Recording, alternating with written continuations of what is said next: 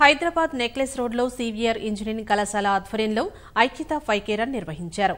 జలవిహార్ నుంచి peoples plaza వరకు తిరిగి జలవిహార్ దాకా జరిగిన పరుగును జీహెచ్ఎంసీ అదనపు కమిషనర్ ఆమ్రపాలి ప్రారంభించారు. యువతలో ఐక్యత పెంపొందించడంతో పాటు ఈ నెల 23న జరిగే జాతీయ స్థాయి టెక్నికల్ ఫెస్ట్ విజయవంతం కోసం పరుగు నిర్వహించినట్లు నిర్వాహకులు తెలిపారు.